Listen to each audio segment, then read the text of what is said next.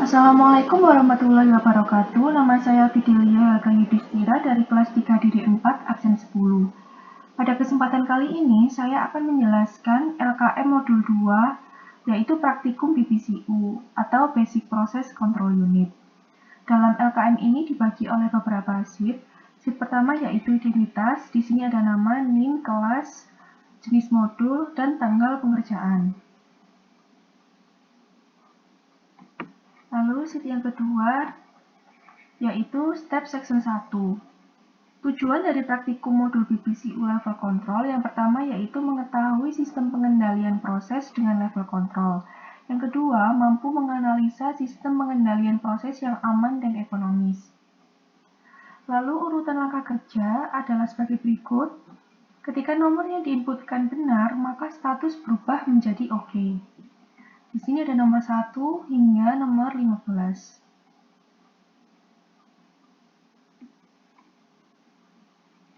Selanjutnya yaitu section 1A. Section yang digunakan yaitu section 1, kondisi operasi atau parameter yang digunakan. Yang pertama sampel intervalnya 10 second, SP-nya 50 mm, mode operasinya auto, valve inlet yang digunakan adalah sol 1.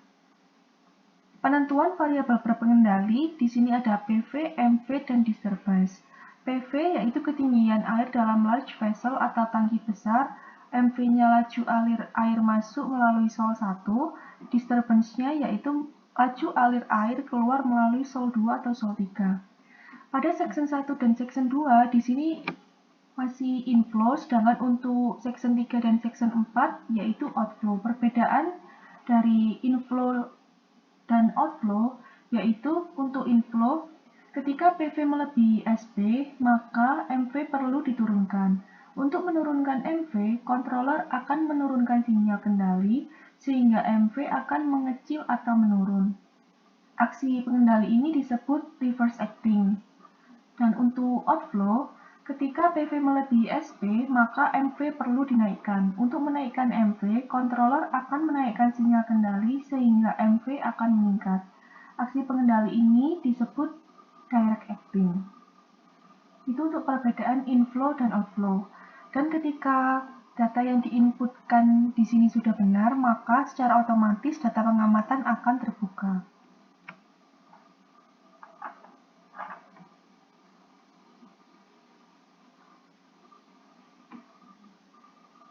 Nah, ini untuk section 1B sama dengan section 1A. Section yang digunakan yaitu 1, kondisi operasi atau parameter yang digunakan, sampel intervalnya 10 second, mode operasinya auto, valve inlet yang digunakan sama yaitu sol 1.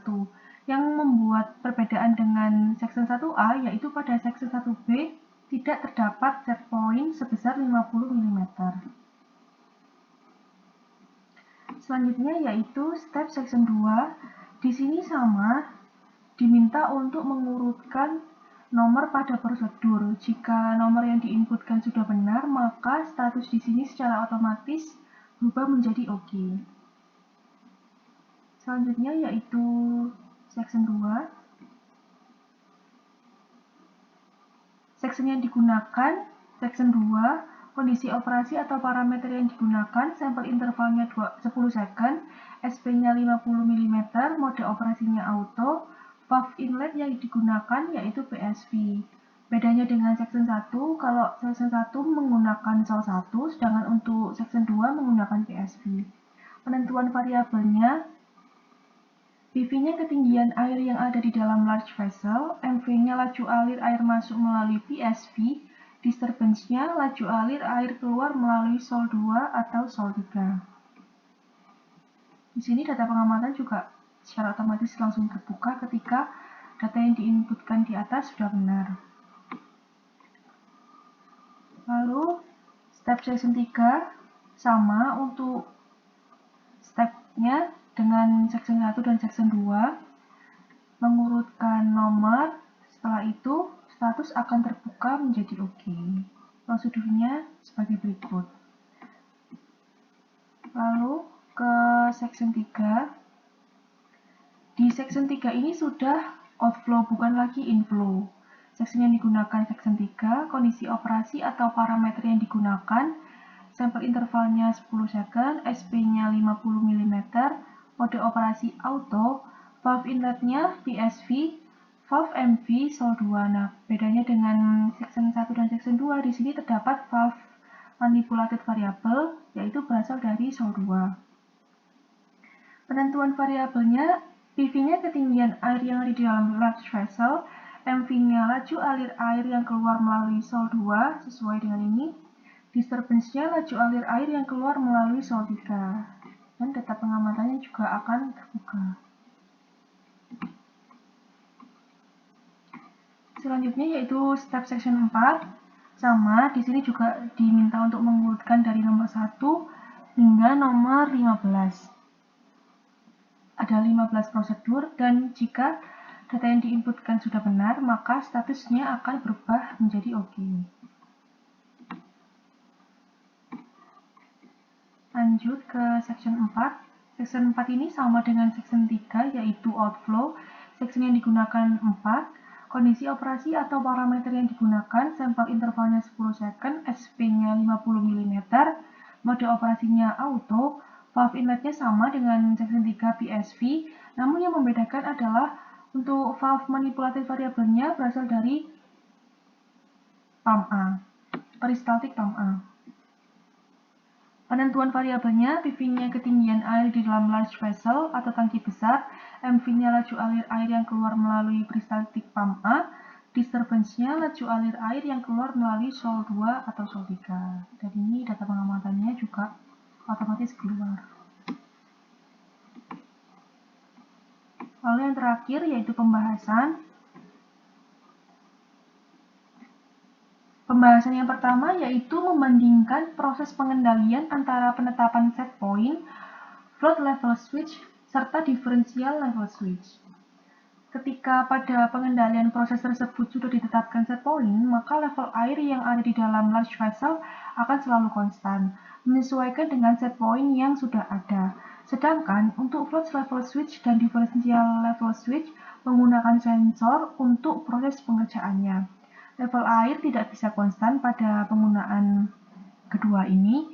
Kekurangannya adalah waktu yang dibutuhkan menjadi sangat lama. Cara kerja dari float atau differential level switch, ketika sudah mencapai sensor, maka laju alir air akan terhenti. Laju alir akan mengisi kembali ketika sudah di bawah batas sensor.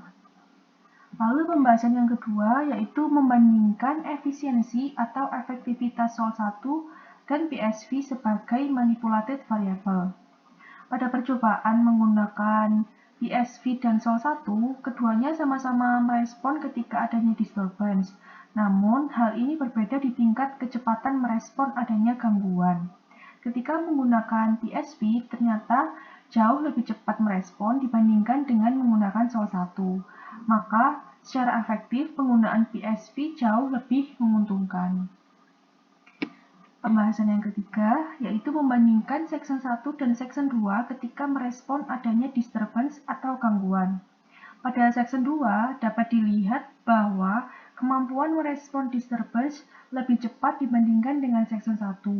Alasannya adalah pada section 2 menggunakan PSV sebagai valve inletnya. Di sini sudah dijelaskan bahwa penggunaan PSV jauh lebih cepat merespon adanya disturbance. Dengan begitu, kemampuannya untuk mencapai set point lebih cepat.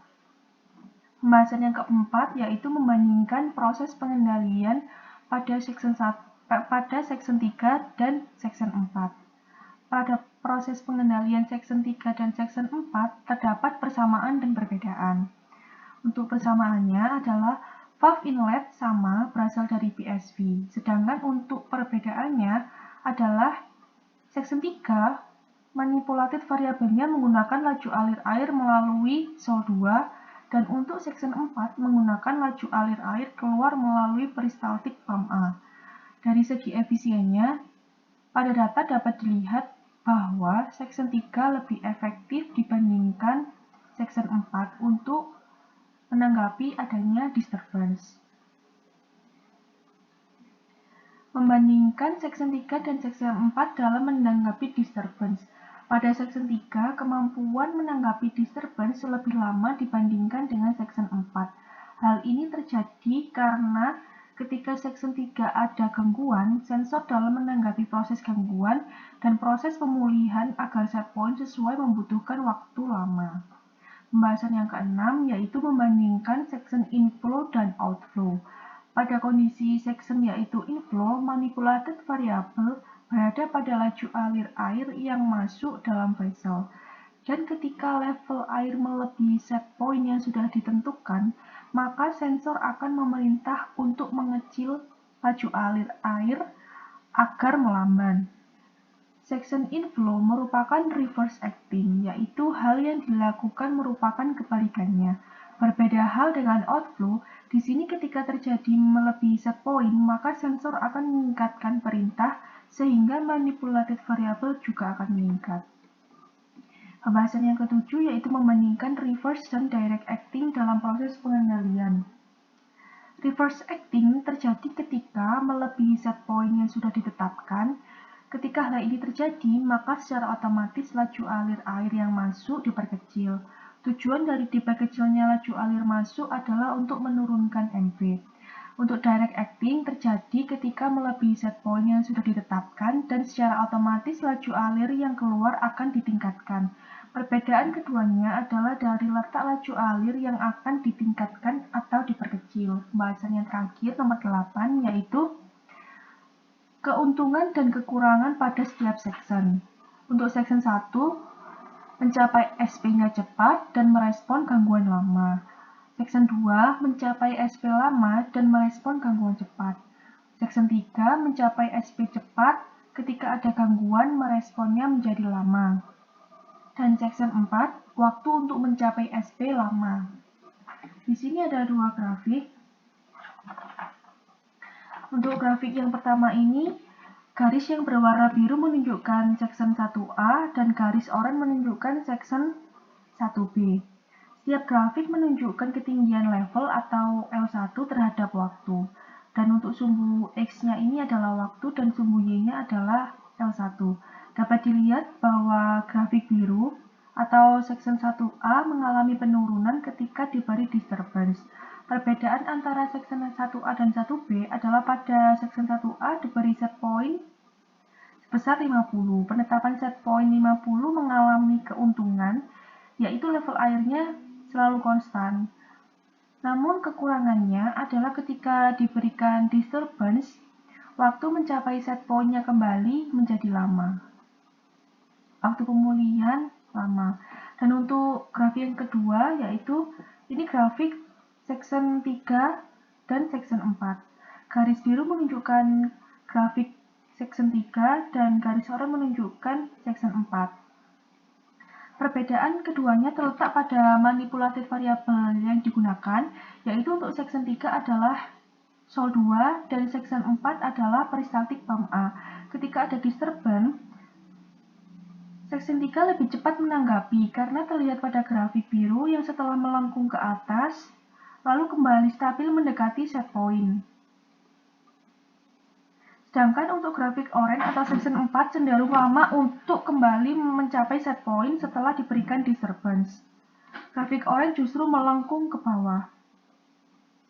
Itulah perbedaan dari section 3 dan section 4. Demikian yang dapat saya sampaikan. Mohon maaf apabila ada kesalahan dalam penjelasan. Wassalamualaikum warahmatullahi wabarakatuh.